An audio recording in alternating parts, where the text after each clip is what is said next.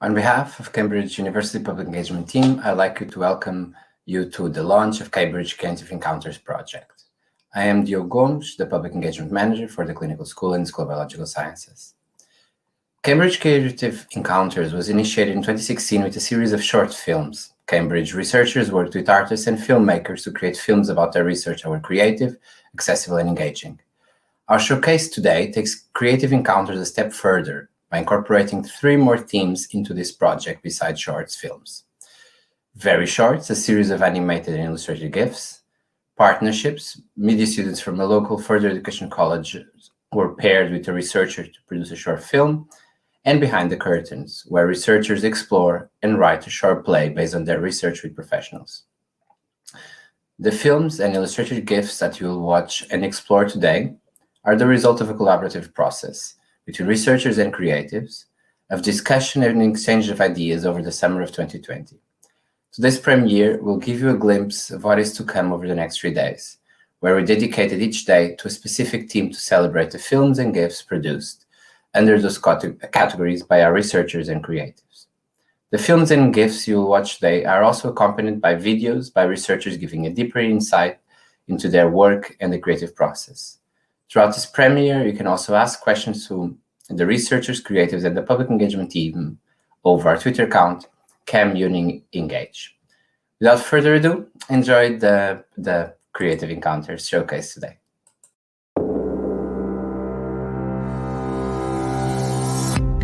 Hello and welcome to our Cambridge Creative Encounters showcase.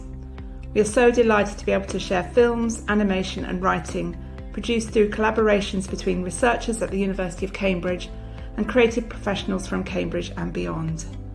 These creative adventures, combining the skills of researchers and artists, bring our research to life.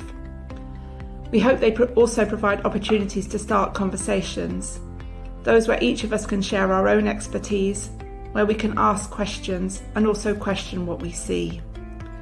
And it is these conversations that are so important. They open up new avenues of inquiry and can improve research, its relevance and its impact. So please explore, question, share your thoughts and ideas with us.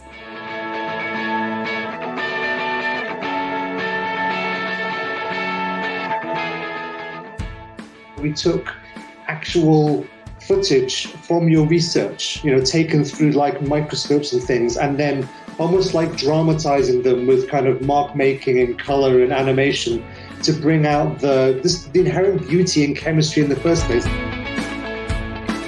The research GIF might be 16 seconds, but in real time it has taken us more than 16 hours of discussion, which I enjoyed very much. So I think what we've produced is something that I could use both in an academic setting to explain my research, but also in a kind of public engagement setting as well for different age groups.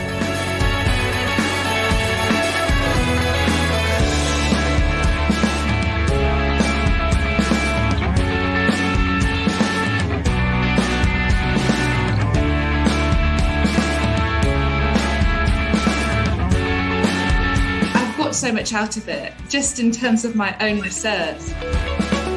Hopefully, the beauty of this video is that you can come at it from any level of engagement and learn something.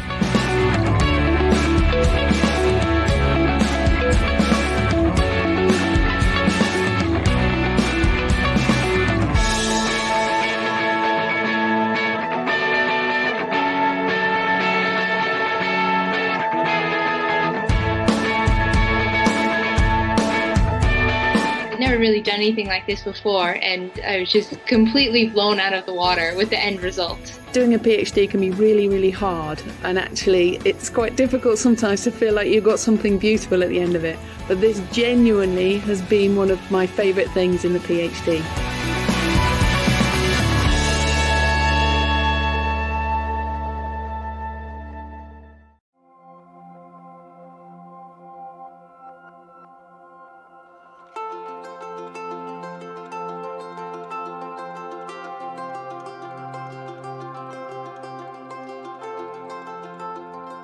Hello, my name is Ruth Jackson Ravenscroft, and I'm a research fellow in theology and philosophy of religion at Sydney Sussex College in the University of Cambridge. My research and writing has focused a great deal on the 19th century, how religion and theology were perceived in 19th century thought, culture, politics, and society. Last year, I published a book called The Veiled God, which was about the theology of a German thinker, Friedrich Schleiermacher. But the research project that's been featured in a beautiful film by Rita Hakkarainen for our collaboration as part of the Creative Encounters initiative at Cambridge is a project about the Annunciation in modern art and culture. The Annunciation is that event depicted in the Christian Bible in the Gospel of Luke, where the Virgin Mary is told by the angel Gabriel that she will bear a son, and that son will be the Son of God. The Annunciation was such a popular topic for artists in the Renaissance and medieval periods of the Christian West. But in our film, we ask, how on earth do you go about depicting an event like that in the art and literature of today? In modern paintings, gone are the halos that you'd associate with the frescoes of medieval Italy, and instead we find much more of a focus on the humanity, the body of Mary. The Annunciation evokes a series of really fascinating questions, not only religious questions about the nature of truth, the possibility of the miraculous, and the reality of a creator God, but also questions important to contemporary society too, around gender roles, the way that women's bodies are perceived and valued, and even the issue of consent within relationships. Rita and I hope that you find our film enjoyable and also thought-provoking.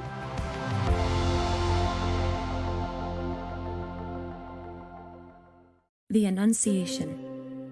In the Gospel, according to St. Luke, the angel Gabriel delivers news to Mary, a young woman from Nazareth, that although a virgin, she will conceive and bear a holy child, the Son of God.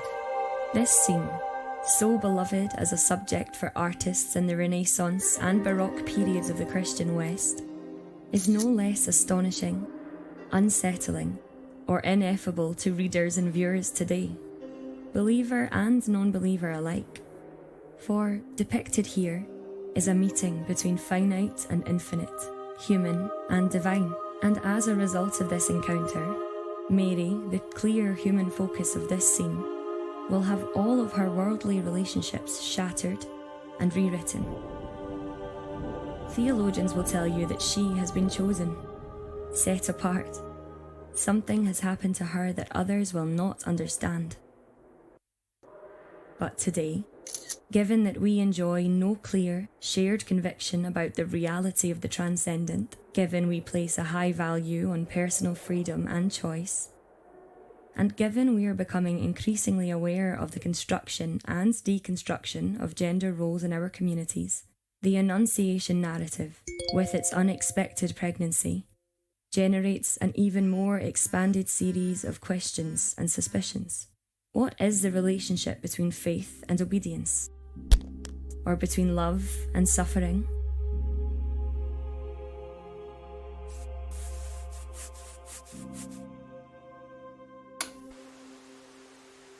What kind of choice did Mary have?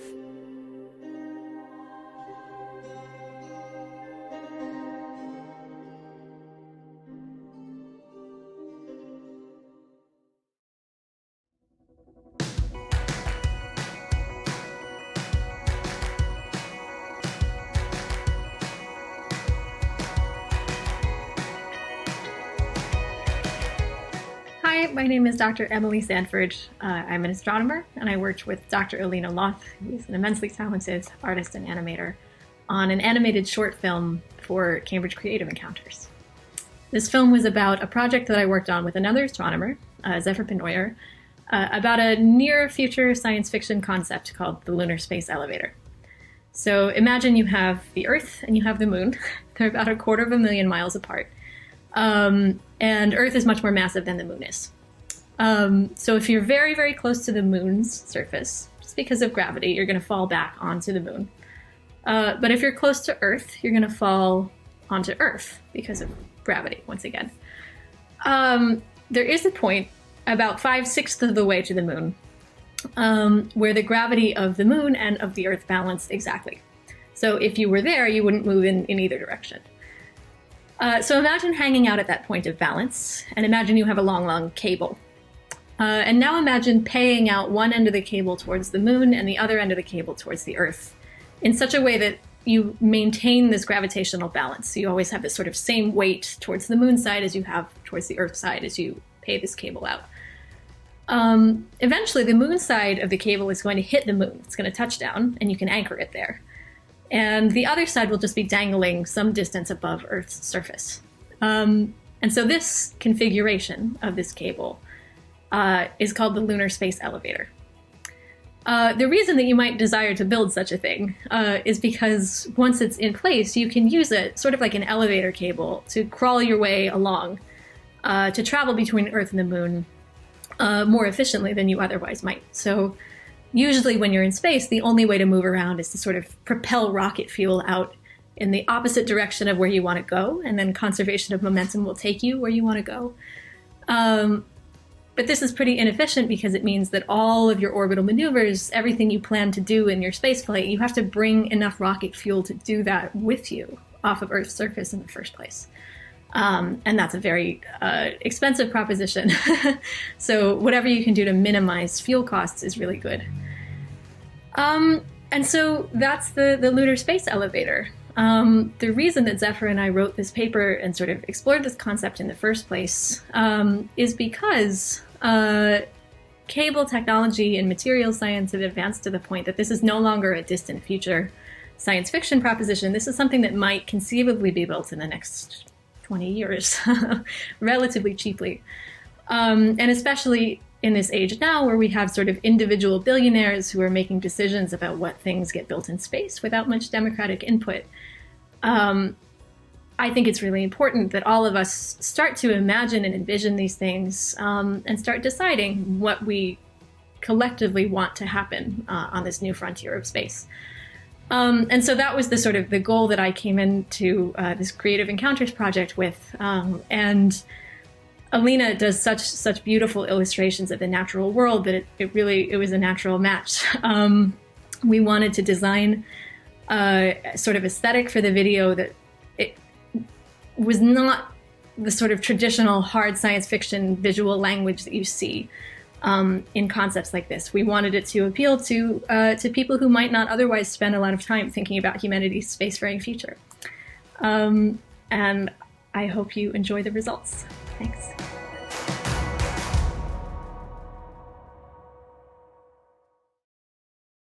Shut up and sit down.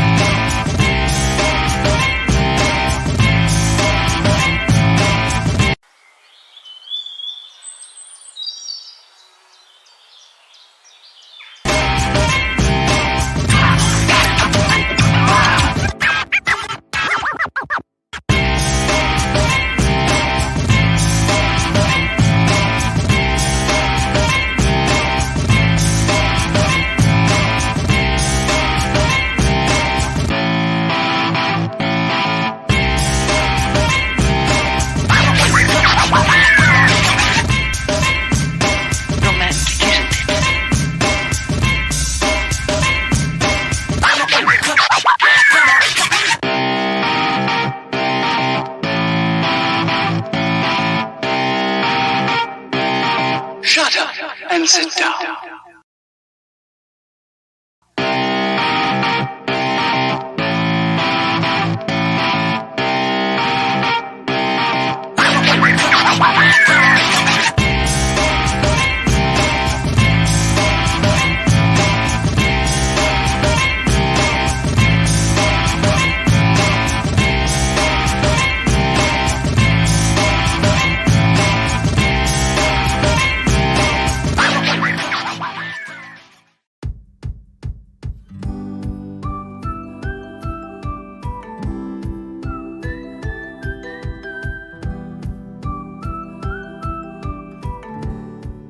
My name is Julia Hayes, and I was very fortunate to win the competition to have somebody illustrate my PhD research.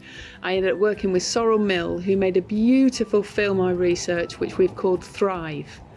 My PhD research has looked at the education of children with disabilities in the rural hills of Colombia.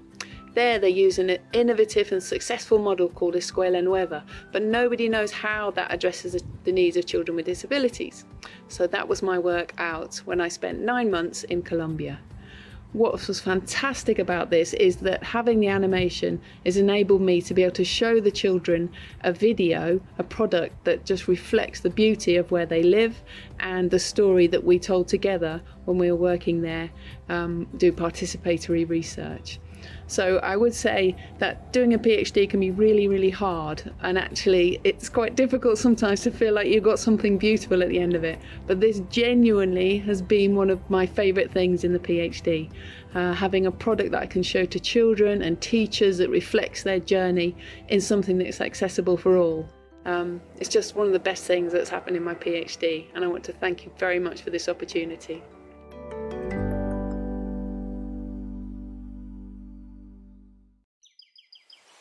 In the mountains of Colombia, you will find us, teaching in our Escuela Nueva school. In this little class, we have everyone, all ages, all grades, all abilities. Each child is beautifully different. Some are studious, some lively, some speak only with their eyes. For those with disabilities, we are there to encourage, letting them work at their own pace. Activities are creative, by teaching children to help each other. Together, we are a team. But it doesn't always work as I'd hoped. Sometimes I feel overwhelmed. However, with the support of families and practical teacher training that helps me facilitate and manage, we are all able to thrive. Our school and community can work as one. We can raise our children together.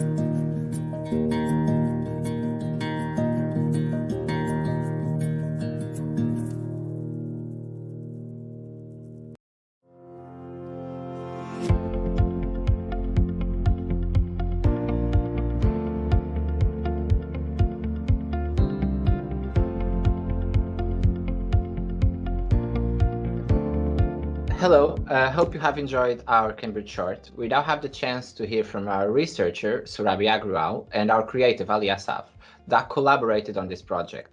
Hi both. Ali, I'll start with you. Hello. Ali, I'll start with you. What did you need to know from Surabhi to start this project? What were the tools that you used to interpret her work? How was this collaboration? How did it happen? Yeah, well, this was a really interesting collaboration for me because, so what I do as a visual explainer is I help people share knowledge and tell stories and explain big ideas, but I'd never yet done something that had to condense like years of chemistry PhD research into 90 seconds of an animated film that you could show anybody without any kind of grounding or background in the subjects and be able to understand and appreciate just how amazing this research is and the impact that it can have. So Surabhi and I, we kind of started by having so many conversations.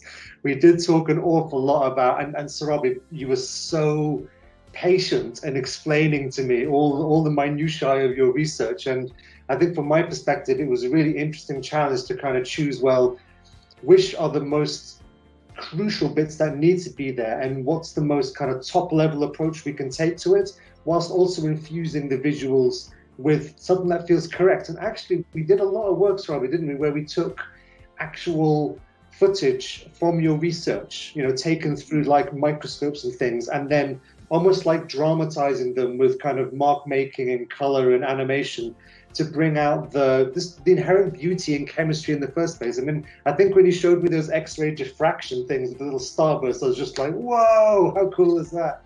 But yeah, I really loved working on it. And I think for me, just kind of having that chance to tackle something so complicated from my perspective and to have someone so lovely and patient to work with me and to collaborate with me to make it, I just loved it. What an experience.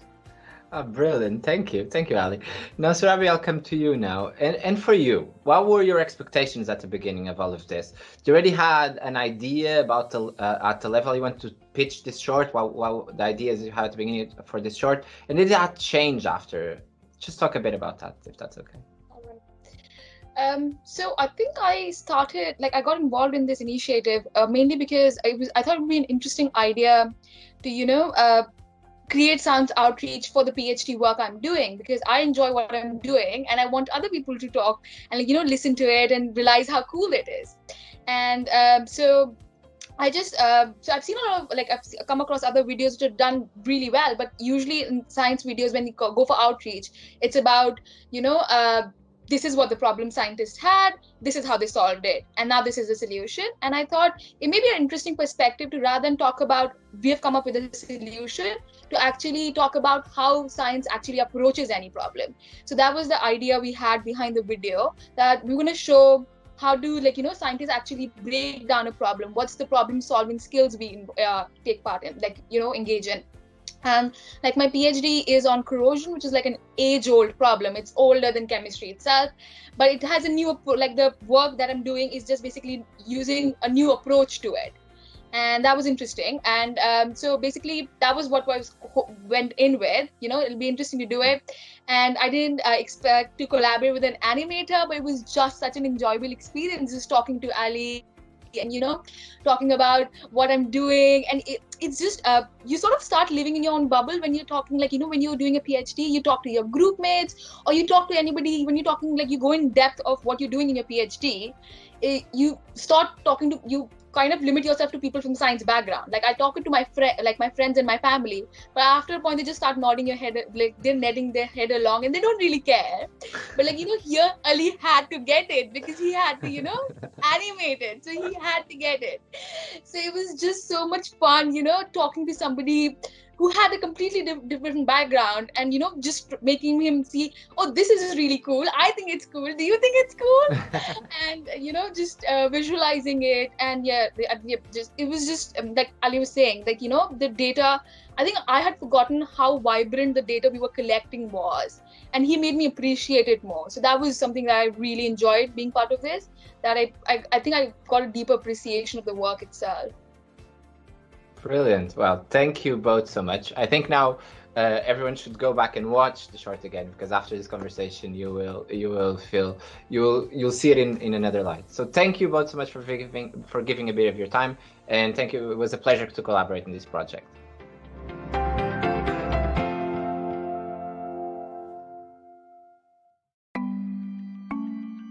Corrosion is a natural process that causes metals to deteriorate gradually over time. Exposure to air and water causes metals like steel to corrode, presenting a big issue for the vehicles, vessels, and structures we rely on in our daily lives. By recreating simpler conditions in a lab, chemists can study steel corrosion using a range of experiments on a sample in situ. We can observe the chemical reaction that causes corrosion by adding fluorescent dyes that glow under a confocal laser microscope, allowing us to collect data at 1,000th of a millimeter and build a better picture of what happens when steel corrodes. Using an X-ray microscope, we can get even closer to analyze how corrosion forms.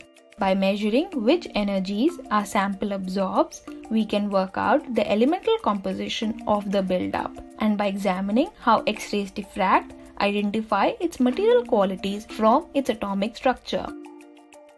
And with an electron microscope, we can observe how steel corrodes at the atomic level to determine where it forms and how it grows.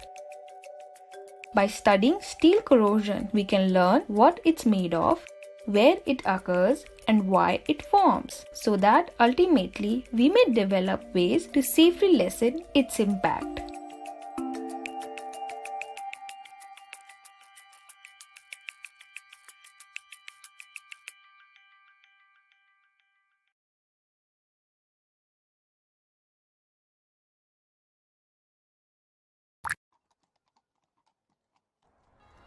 London, 1854. Physician John Snow. discovers that cholera is waterborne and traces the outbreak to a single contaminated water pump. By removing the handle, he stops the spread. Since then, many diseases have been linked to contaminated water. Research and technology have enabled testing for presence of E. coli and other potentially harmful microbes. However, access to safe drinking water remains a global challenge. More than 800 million people do not have access to safe drinking water, and 2 billion people use a contaminated drinking water source. Dirty water kills over 500,000 people every year, more than from HIV and malaria combined. To solve the problem, we need to identify unsafe water sources. Water testing in low-income countries is slow, expensive and complicated. It often involves visiting local villages, taking samples, then transporting and testing in faraway laboratories. Waterscope is developing simple, low-cost, microscope-based water testing systems that can identify harmful bacteria in just a few hours. This enables testing by local people in remote locations at the source of the problem, empowering communities to tackle the spread of infections. The Waterscope system contains the collection kit, the incubator, and the imaging system. The collection kit and the electric pump are used to collect and pass water through a cartridge that contains a microbe trapping filter. The filter is then moved into the incubation position, and growth medium is added into the back chamber. The cartridge is incubated for several hours using a power bank inside the case. Once ready, the cartridge is transferred to the imaging system and analysed using a machine learning algorithm. The results can be read either using the screen or the Waterscope app. The data can be mapped in real time and shared with local governments and NGOs to introduce interventions, with the goal of worldwide eradication of waterborne diseases.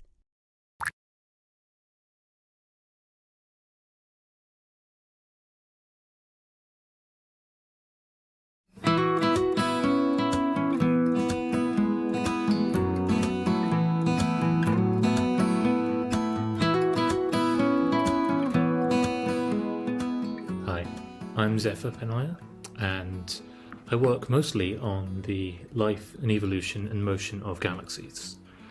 And when you study galaxies, these systems of billions of interacting, moving particles, you quickly come across a subject that I think is one of the most commonly independently discovered and poorly understood things in physics, and that's chaos. Chaos is in basically every system, and you don't often have to look very far to find it under the surface. And it's not something that we teach or even talk about very much, but it completely changes how we should go about understanding physics, because it turns classical systems that don't have any quantum weirdness, aren't on some extreme scale, into things that cannot be predicted and cannot be known exactly. And so for Cambridge Creatives, I wanted to explore that and see if we could find ways to show and talk about chaos that were easier to grasp, that were easier for people to make sense of. And that's why we fell back on the double pendulum, which I think is one of the most beautiful examples of chaos. It is two spans with two masses freely moving, swinging as a pendulum. And the fascinating thing about this as a chaotic system is that it is deterministic. If you know the initial state perfectly, you can predict it for all time. But if you have any uncertainty, if you just are unsure of the initial position by 1%, that uncertainty will grow and grow until you have absolutely no predictive power of where and what state the system will be in. And this is not some weird quirk of double pendulums. This is true of any system that is exists in more than 2 dimensions. And so, partly based on some of Amy's wonderful character work, I just wanted to explore this lovely way in which a chaotic system has, rather than kind of one story going through time, the way that we would like to have seen classical physics of the 19th and 20th century, It has innumerable possible stories, and you can't really know which one it's on, but each one of those stories has some interesting series of little interactions as these two Bobs on their slightly different paths start to come apart from each other and go off and eventually end up in their completely different states. And that's the gift we made, and I hope you enjoy it.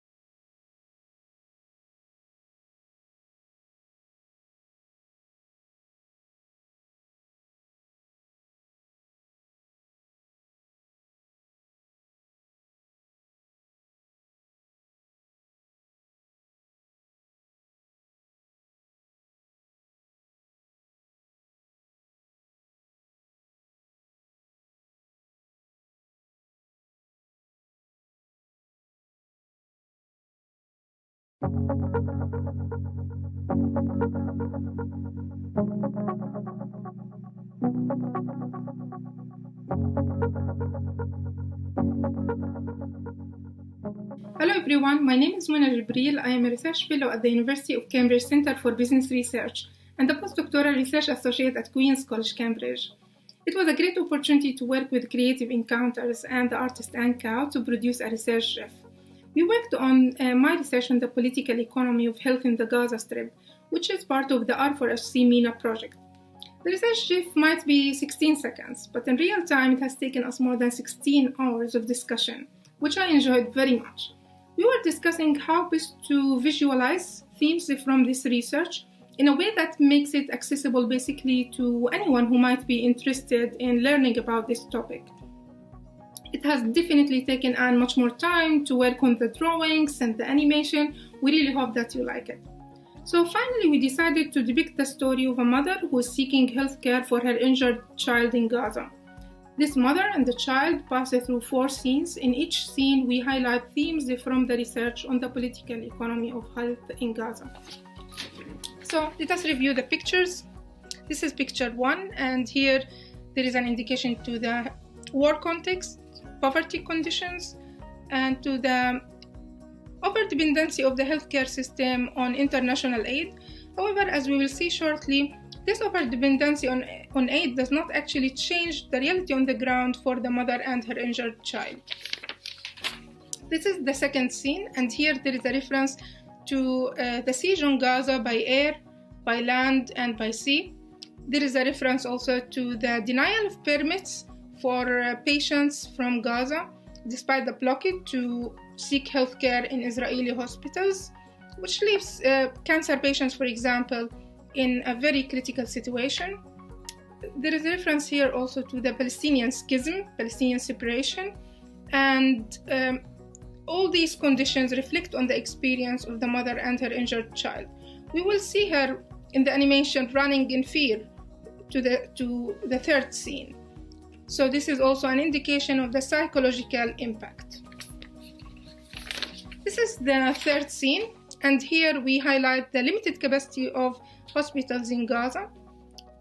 The whole here highlights the lack of protection for healthcare services under war conditions.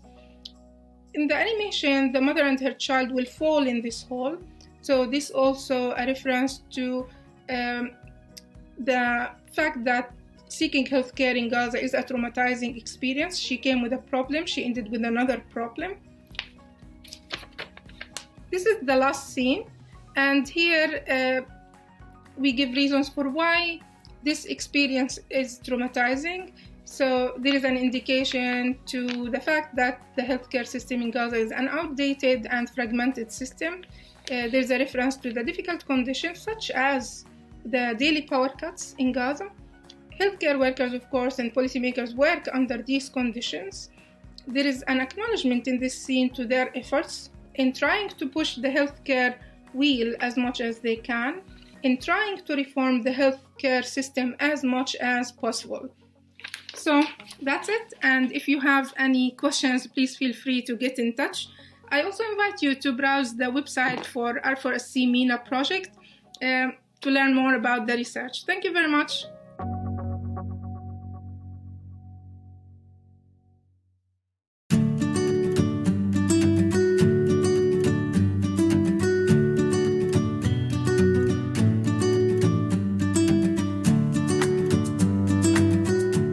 My name's Dr. Alice Reid, and I'm a demographer working at the Department of Geography at the University of Cambridge.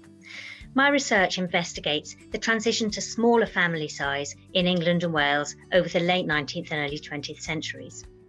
Over this period, the average number of children that women had in their lifetime fell from around 4.5 to 5 to less than 2.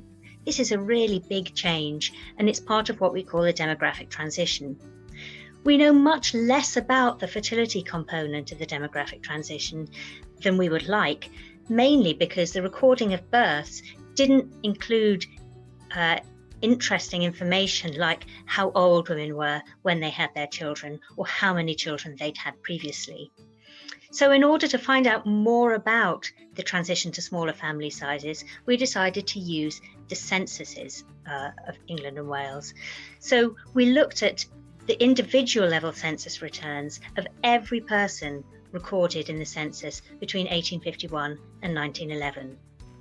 Looking at households and relating the children to the women and making some adjustments for children who no longer lived at home, either because they'd moved away or because they died, we can estimate fertility rates, and we can correlate those to other interesting information that we can find out at the household and the community level. For example, what occupation the people in the household had, how many rooms there were, how many other people lived in the household, and whether they were boarders or lodgers or visitors or servants, and all sorts of other interesting information. We find that family size fell first among the better off sections of society and also among those who'd migrated further from their place of birth. We argue that these things might have exposed people to more new ideas and new knowledge. And we argue that ideas and knowledge are really important, and in particular the growing acceptability of family limitation was key to people's adoption of this practice. If you'd like to know more, we've calculated a lot of really interesting socioeconomic and demographic variables from the census, and you can explore those in our interactive website www.populationspast.org. So please take a look at this. Thanks. Bye.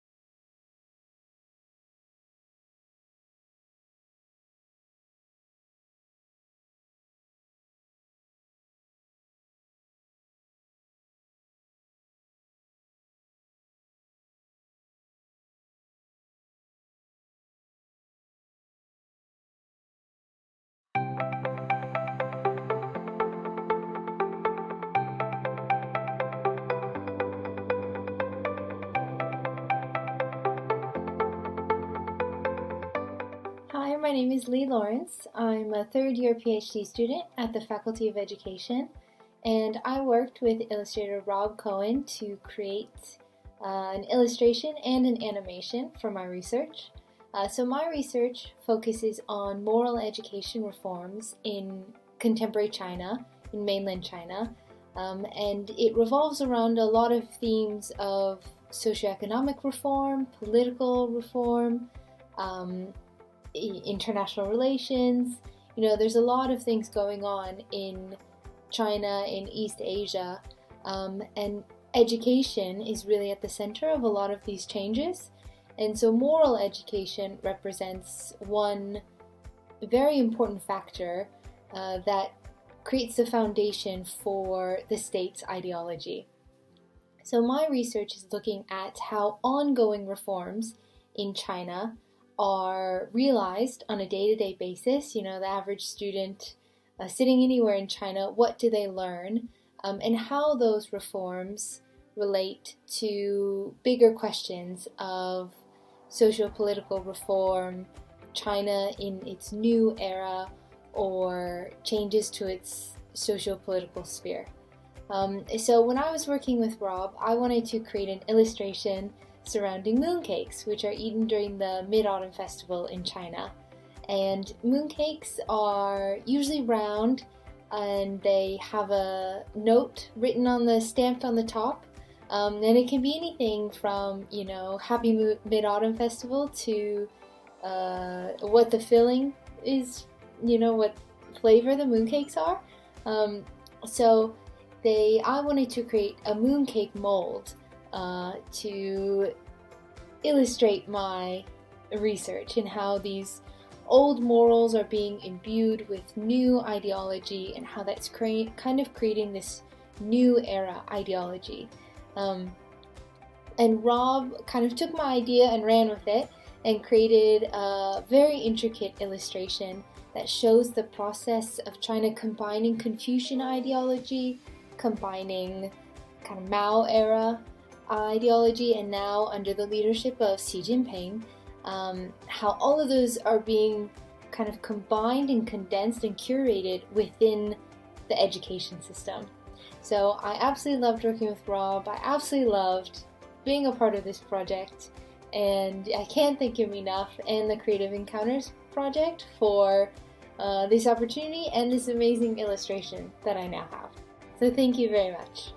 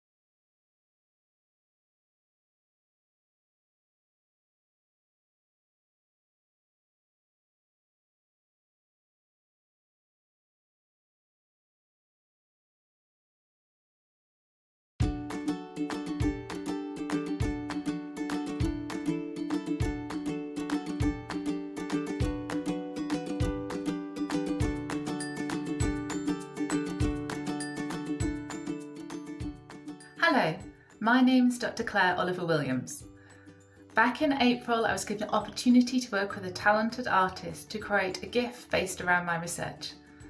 My research looks at the relationship between pregnancy complications such as preterm birth or having high blood pressure in pregnancy and the risk of heart attacks in later life. I was partnered with the talented Shady Mainman Brown of Shady Illustrations. Shady has varied work which includes digital and traditional illustrations and animations, and I highly recommend that you all go and check out her Instagram account at Shady Illustrations. Over the course of the summer, we met several times to discuss my research and how it could be translated into art. Through several iterations, we've come up with our final GIF, and we're both very proud of it. Happily, we've now received further funding to continue working together, and we'll be creating artwork based around my research that will go into a hospital. We hope you all enjoy the GIF. Thank you.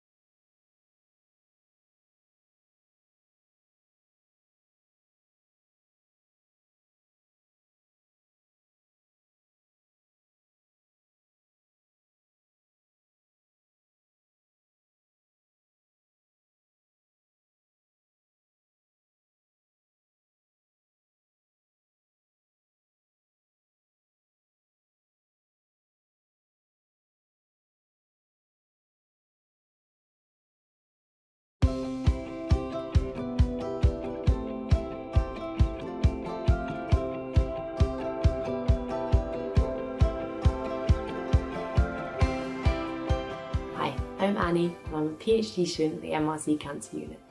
I worked with the very talented Alina Loth to produce this GIF, which shows the normal healthy cells in your body and how they can go on to develop cancer. Now, my research group thinks that cancer arises because your cells make bad decisions. Let's rewind a bit.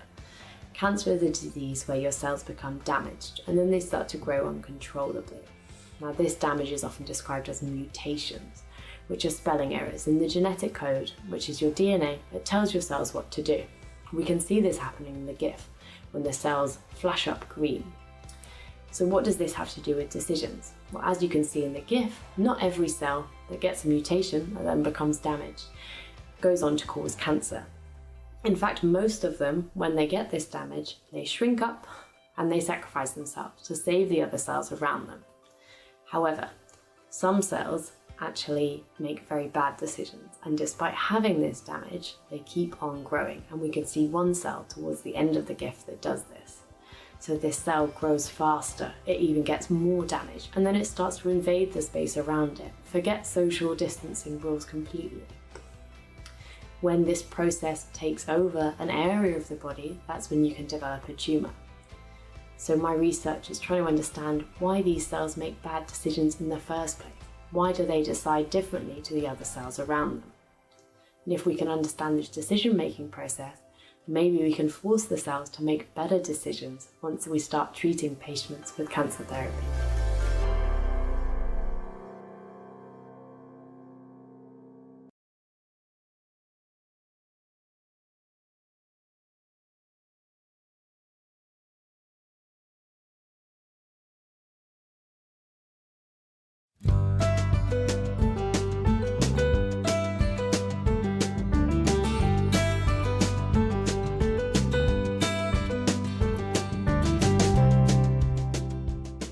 Hello, my name is Dr. Sarah Huskat and I'm a research scientist in the kidney transplant unit at the University of Cambridge. I specialise in looking at different ways to preserve an organ before transplantation. One of the kidney's most important roles is to remove waste products from the body. If the kidneys fail, that means the patient has to rely on a dialysis machine to clean the blood. For most people, the best option is to have a kidney transplant. When a kidney is donated, it is preserved by simply placing it in ice, a bit like keeping something in a fridge. This is a simple and effective method of preservation, however it does have its limitations. Over time, the condition of the kidney gradually deteriorates, and it also does not give us any opportunity to assess its suitability for transplantation. This is a particular problem in transplantation today. There's a chronic shortage of organ donors, and therefore we're increasingly rely on kidneys from older donors or donors that have had significant ill health throughout their life. Some of these kidneys may or may not be suitable for transplantation. I've been involved in the development of a new technique of preservation called Normothermic machine perfusion. This involves placing the kidney on the machine and circulating an oxygenated blood-based solution through the kidney to warm it and restore its function. This has a number of advantages. First of all, we think that this improves the condition of the kidney, and also it allows us to make an assessment of it and judge its suitability for transplantation. And we can simply do that by measuring how much urine it produces during the preservation interval. This technology is still being developed, but we hope that more transplant centres will use this technology to improve the condition of kidneys and to increase the number of kidney transplants that we do. Thank you.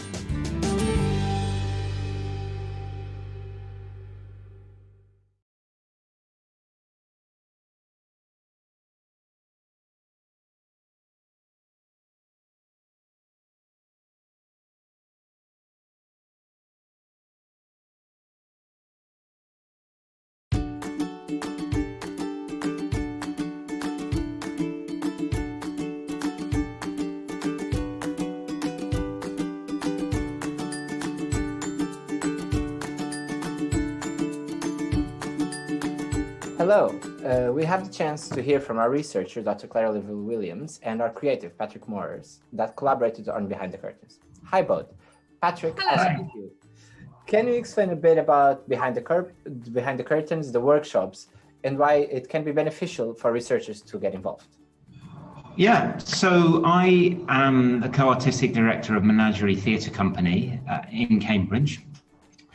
And our work is all about new writing, creating new plays. And I was brought in because I've done a fair amount of work with academic researchers in helping to theatricalize research in the past.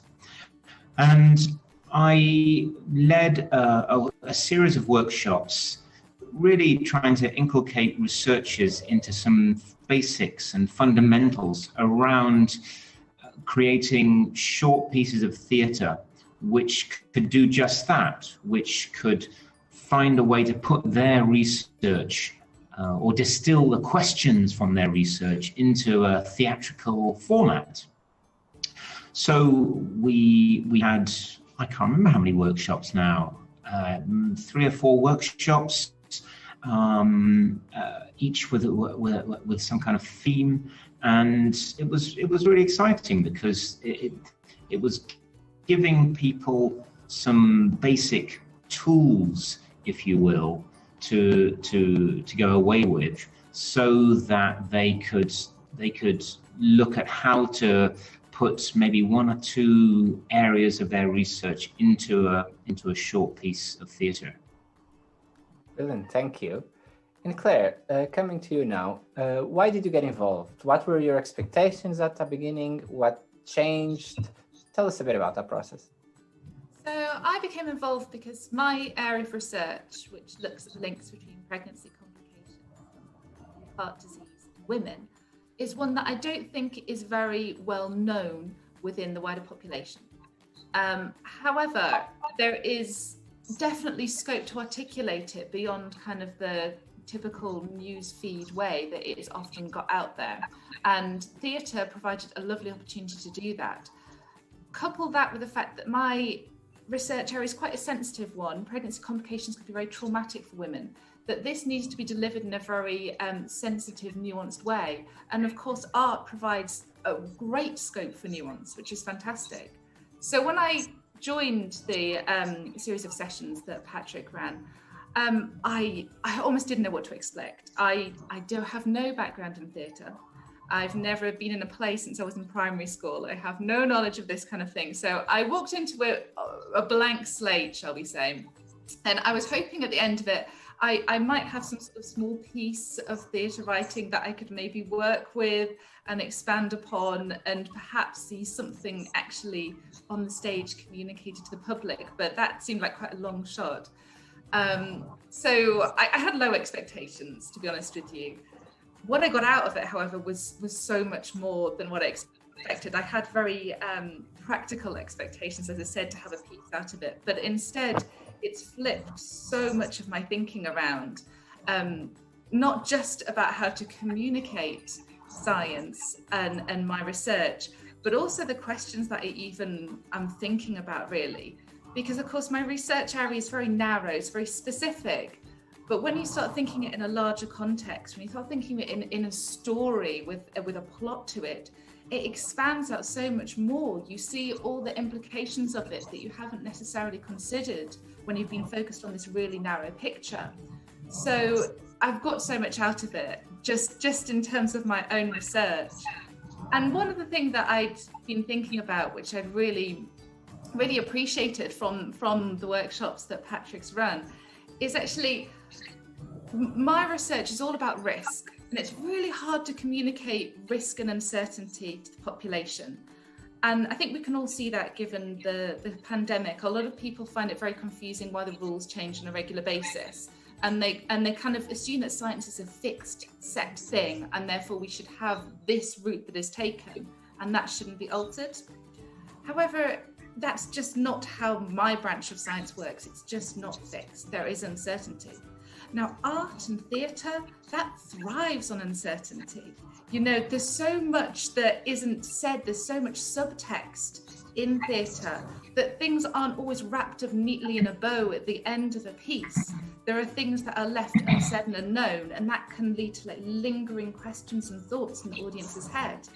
And that perfectly marries up with the science, but it's just not something that I'd ever thought of before. So actually they're the perfect bedfellows in this totally unexpected way to me.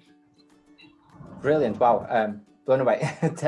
Well, thank you both so much. Thank you so much for taking part in Creative Encounters and in Behind the Curtains. And yeah, thank you. Thank you.